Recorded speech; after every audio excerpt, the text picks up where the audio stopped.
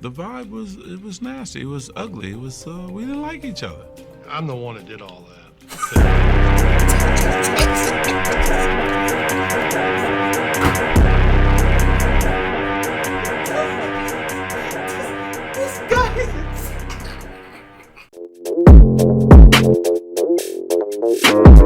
Part 2, we left off with them about to go off against each other in the college final.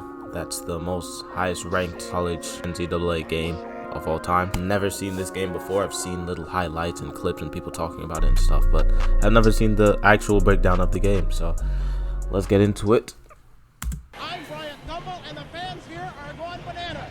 I mean, let's face it, if Larry Bird were black and came from Chicago, it wouldn't have been as big a deal. They were polar opposites. Yeah. One black, Yeah. one white, one outgoing, one shy. Exactly. And this is what I'm talking about. This is a great dynamic. If you're opposites attract. And opposites attracted a crowd too. That was the charm of the attraction. The Bird against Magic. All of the superlatives have been used, and believe me, all of them have been warranted. Heading into the tournament, Magic Welcome to was the bigger Magic star. Kingdom is By insane. tip-off, it was Bird, having hardly missed a shot in the semifinal, who would become the focus of fans, and more importantly, of Michigan State. We actually had two men on Larry everywhere he went. Two? Oh my gosh. Look at this. I'm surprised they didn't play a box on one. You know, 4 guys on Larry and 1 on the other 4, because they didn't have a lot of talent. All right. That's insane. 4v1. All right, If let's you stop calm Larry, down. You pretty much stopped them. Look at the pressure around him. 2-3 net, and he's short. That was a Didn't play 3v1. well at all. Biggest game of my life, I didn't play well. You didn't play well, or you got guarded by Our 3 length people per possession? And our size, our jumping ability was able to bother him. Yeah. I didn't shoot well. Missed, I think, 3 free throws. Oof. Larry Bird has had a cold shooting night. I battled him, but I didn't have it. Oh my gosh. Whoa. Is that a no-look out of bounds pass? Show off, bro, please.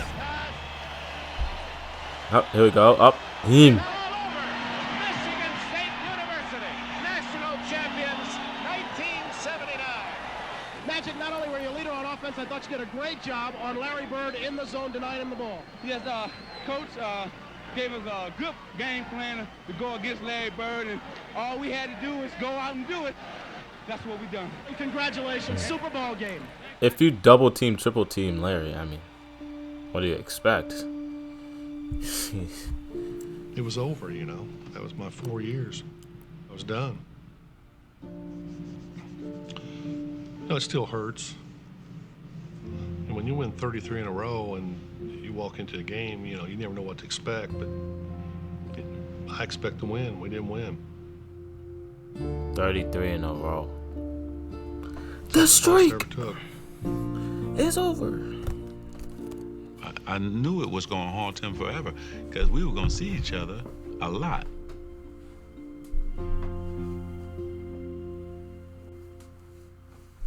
The National Basketball Association, in its 33rd season, is troubled by diminishing crowds and declining television ratings, signs that fan interest Oh, boy. may be waning. If college basketball was flourishing at the end of the 1970s, the pro game was crumbling. After the golden era of Bill Russell and Jerry West in the 1960s, a merger with the ABA in 1976 had led not only to new teams, but a new temperament. It was a new league with new times. Oh, with hold on. Wait, relax. There was an argument made, plausibly, I think, that it was too black a league for the United States of America in the late 1970s. The all-black Think about Knicks. the Knickerbockers at the time. The running joke was it was the Knickerbockers. Why is that the first thing that I thought when they said that is insane. That's insane. That's not funny. I knew it was the Knickerbockers, but as soon as I seen all black, I was like, okay, that could be a joke. And then this man says it. You know, that's what it was. It was the N-word. It's turning off a lot of white customers that are coming to the game, you know.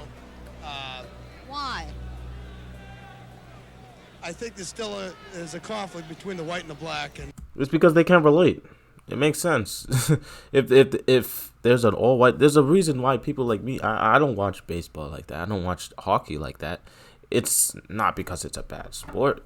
It could be a good sport. I wouldn't know, but it is majority not black people. So is whatever they can relate to. And, I don't enjoy going to basketball and seeing all black players.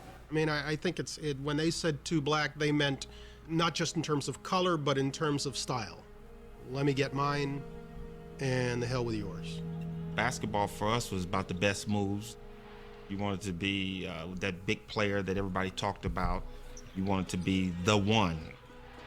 You didn't think about winning championships or team play. And those were just the issues on the court. The NBA had this image of an all-black league with a bunch of guys who did drugs. Ugh. The teams were losing money, and they had no sponsors. And that's pretty much a death knell right there. It's a known fact that you need your white superstars.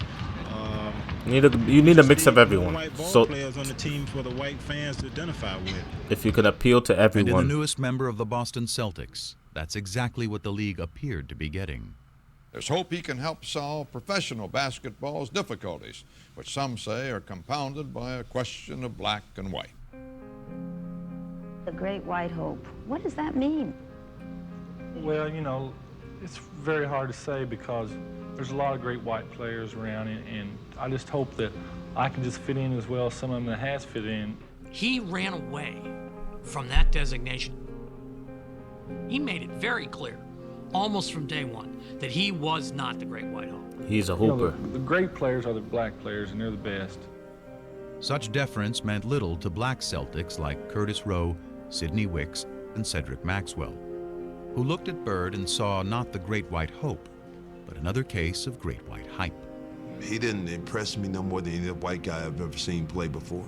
I think that you would say that most black players at the time were racist, in the sense that we did not think that you could find a white guy who could play better than any black guy. When I walk in the first day of camp, them guys were on the floor stretching, and here comes the white savior, here comes this, here comes that.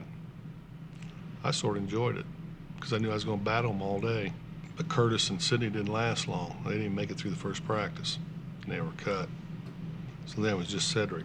I'm thinking, oh, he's slow, he can't get off a shot. He's not that strong. This is gonna be a layup. Bam, knocks down a jump shot. Okay, maybe that was luck. Gets the ball again. Bam, knocks down another jump shot. Now I'm thinking like, okay, hey, you know what? I'm gonna D this guy up. I'm gonna show him what it's like. 20 feet away, bam. 25 feet away, bam. My mind just goes, okay, damn, this white guy can play. It was a good thing, too. The storied Celtics might have been the winningest team in NBA history, but they were fresh off their worst season in 30 years. Oof.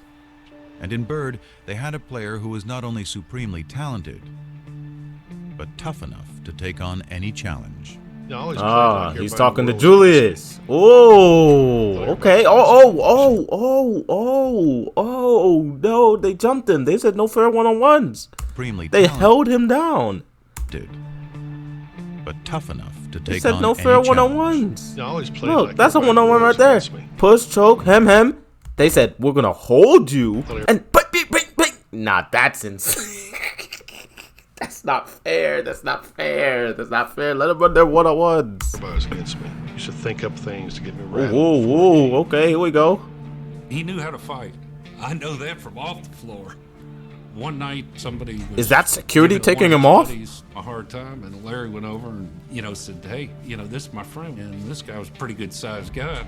By golly, they go out back, and the guy turns and says something to Larry. And Larry hit this guy, and I caught him.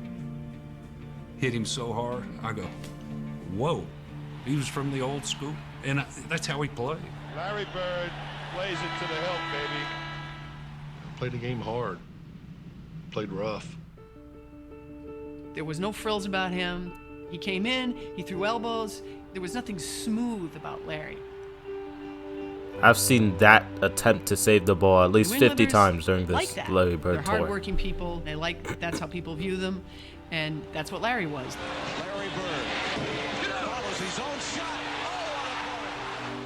They also like winners. And when Bird led the Celtics to the NBA championship in just his second season, he was finally one of those too. Boston loved Larry Bird. It just wasn't so clear at first how much Bird loved the city back. There's only one place I'd rather be, French Lick.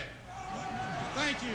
Man, Larry was almost agoraphobic in his treatment of anything outside his hometown. He wanted to be the Wizard of Oz. He wanted to intimidate people and keep them at bay. The further we are away from each other, the more I like it. I had a nice little house. I had my little yard. I want to go from there to practice back. If we had a game coming up, I want to go there to the game and back home. So he did not hoop to please people. He hooped to hoop. It was all basketball. My whole life was basketball.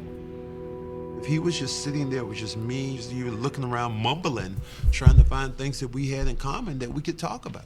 Now we started talking about basketball, started talking about players. It was, it was great. U.S. history? No. We forced passes, we made errors down the stretch. Daily events? No. I made the shot, and from then on we was up by 2, and they had to get back in the game, which they did. Politics? No. Try to not do anything I can't do or do no more than what I can do. I just go out and try to do my basic game. He proudly dubbed himself the Hick from French Lick, and he looked every bit the part. But those who played him for simple did so at their own peril. One of the great ways, I think, of winding up with no money in your pocket is to think Larry Bird is dumb. Syntax is not intelligence. Unlettered is not stupid. He's got a great sense of humor. He just didn't show that to people. Hey, Kevin. That didn't mean he didn't have it.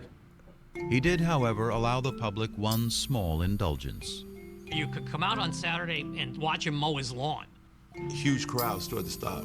Larry Bird's cutting grass in front of his house. It's like, he's mowing his lawn in the springtime. Larry is about doing things himself. Humble. And I think it's one of the things that made him so beloved in Boston.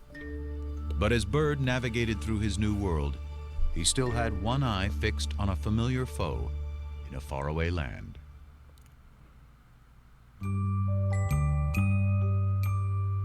What tripped me out was I'm riding in the limo, and I'm seeing orange trees and lemon trees in people's front yards. I said, stop, I gotta go pick an orange.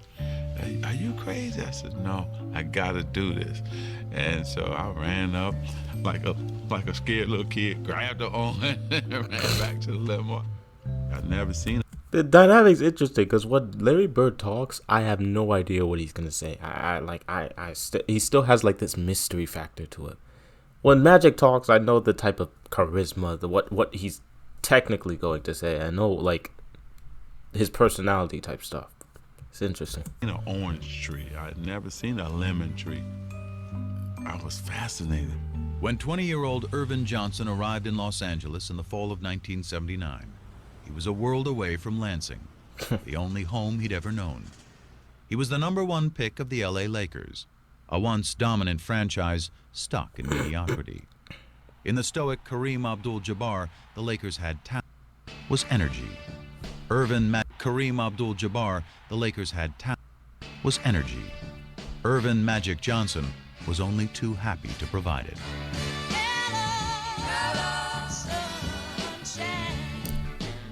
Lit the place up. Changed the franchise, changed the temperament. I changed it from the very first game. Skyhook up and good. Lakers win. Here it was, the first game of a long season against the lowly Clippers. And Magic was embracing Kareem as if they'd just won their 10th straight championship. It was like, man, this is a different kind of dude. From the day he arrived, Arsenio he became the prince of the city. He reminded me of a guy who wakes up without an alarm clock, and that's what I used to always say. I want to be happy enough to wake up without an alarm clock, because I Do I look like him? Be honest. want to go into my world.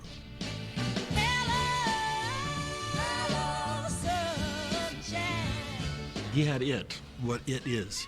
As far as I was concerned, the it was not his ability or his size. The it was his attitude, was his leadership, was his mind. I mean, I don't have to talk about Game 6 at Philadelphia. Magic Johnson will jump. In his rookie season, Magic had helped lead the Lakers to the NBA Finals against the Philadelphia 76ers. In Game 6, with an injured Abdul-Jabbar back home in LA, Magic played all 5 positions, scored 42 points, grabbed 15 rebounds, and dished out 7 assists, leading the Lakers to the championship.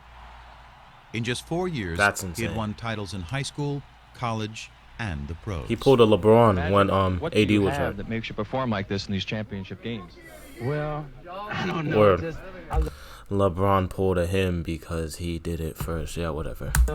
Same thing. Across the masthead of the Los Angeles Times the next day, it said, "It's Magic." He was a star when he first arrived here, coming off the NCAA game. And quickly, during that first season, he became one of the stars in town. But that game put him on another level. That made him the star in town. It's funny how I wanted to meet the celebrities, but they wanted to meet me. I was like shocked. Like, wow, you know who I am? He was young, famous, and after Lakers owner Jerry Buss signed him to a 25-year, $25 million contract, very rich. The kid from Lansing was ready to sample a different kind of fruit. His playboy boss knew all the ripest trees. I said, oh, I'm hanging with him. The When they were ripest coming trees. into the box, and The ripest trees? Is that the best terminology y'all could use? he had 10, 20 of them, and look, Irvin, which one you want? And I was like, oh, okay, it's like that? That's insane. And then he said, I'm going to take you to the Playboy Mansion. What? The mansion? No, you kidding. That man is a Yep. kid. So I went there, and my first time, I'm backing up like. You gotta I at can't least believe I'm play here, it but cool. I'm backing up away, you know. It's like I'm scared to death. Probably 10 guys to 100 women, you know. Everybody think It's a pretty good ratio. it's sex driven, but it's really not. You have dinner, then you watch the latest movie, and then of course I don't want to ever say that sex wasn't involved, because if you meet somebody and that's what you wanted to do, you did that. But it's really a great experience to go up there. Seems fun. Yeah, I Good had fun vibes. there. He came to L.A. like the Pied Piper. You know, people were giving him this and giving him that. But, he stayed pretty grounded to the game. Was he really that grounded to the game? Everybody was getting high then. Oh. You can't even smoke a joint around Magic. Oh, He had okay. real old school, down in the trenches work ethic. And that What does Pat Riley know about down in the trenches? Maybe he does. I don't know. was honed in him by his dad, Irvin Johnson Sr. Magic was always this guy. He never did none of that, so I did everything for him.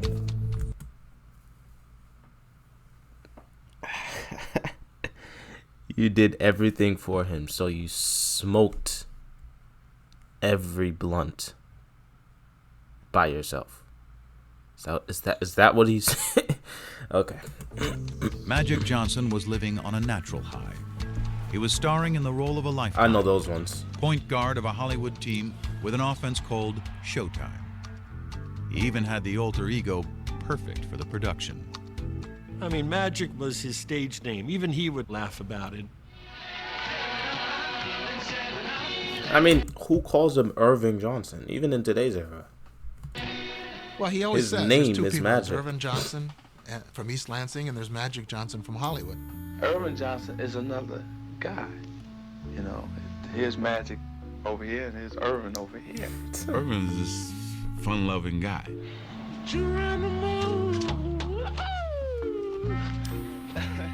Magic was so serious and dedicated to his game, and he was a crazy, crazy competitor and a crazy man.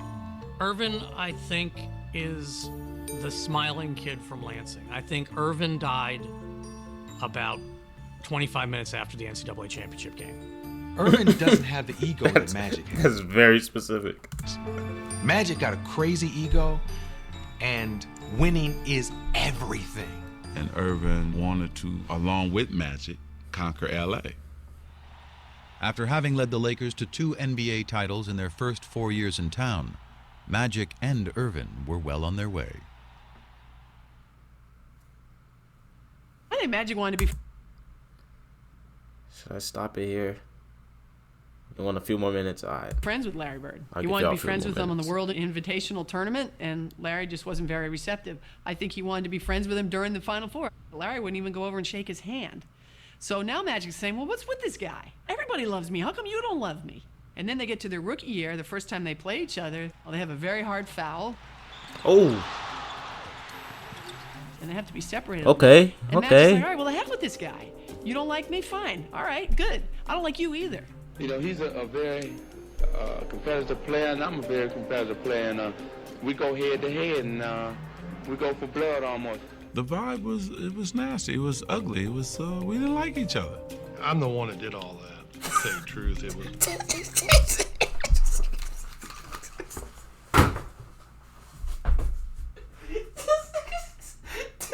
This guy is insane. No.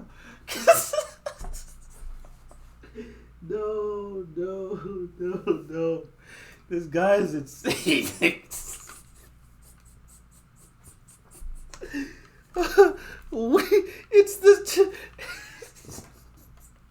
It's the complete switch up of the vibe. No. Nah, bro, that is. You got Magic over here, like, you know, it was kind of ugly, you know. He's a competitor, and I'm a competitor. Well, you know, I started all of it. Now run that back. That's hilarious. Guy. You don't like me? Fine. All right, good. I don't like you either. You know, he's a very competitive player, and I'm a very competitive player. That's and, nice. We go head to head, and we go for blood almost. The vibe was nasty. It was ugly. It was ugly, we yeah. didn't like each other. I'm the Yeah. one that did all that. To tell you the truth, it was. I just don't want to be hanging around him. I mean, that was my main competition. Oh, that is hilarious. That's hilarious. And he couldn't escape the memory of losing to him in 1979. Oh, it ate at him bad that he didn't win that national title against Magic. That was something, it just burned him. It was one thing for them to be in the 79 championship. Magic had the better team. Everybody agreed with that. Magic had the better game. Fine. Now you get to the pros. Larry has this incredible year. Ugh. But there he is, watching in a club while Magic Johnson wins a championship, and he's thinking, all right, I'm behind 2-0 now. I watched that game, and I couldn't believe it. I always wanted to play at that level. But what Bird couldn't possibly have known was that he had inspired Magic's performance when he was named Rookie of the Year earlier that same day. The PR person from the Lakers says, hey, Irvin, the Rookie of the Year voting has come out. And Magic says, okay, well, who won? He said, well, Larry Bird won. And Magic says, well, was it close? And he said, oh, no. He went out that day. He had 3 votes.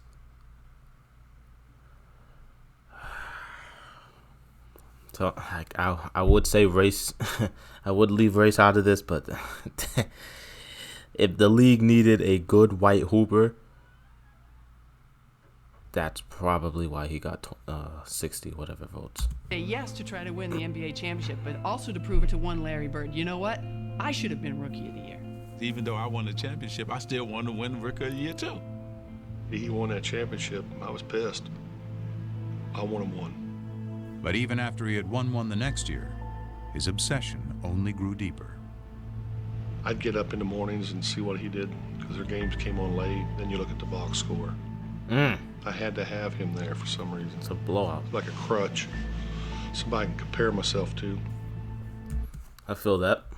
I always want, competition with me when it's whatever to push me up, peer pressure stuff. I hated what was being said, that Larry was better than me, and I'm just a guy who can control the game. My first 4 or 5 years, that bothered me a lot. I didn't tell nobody it bothered me, but it did. And if it doesn't bother you, you're not going to grow. You're just going to be like, oh yeah, I'm the best player, high ego, whatever, whatever. Their competitive dislike emerged from a greater truth, that on the court, they were doppelgangers. Team-oriented stars who cared about winning above all else.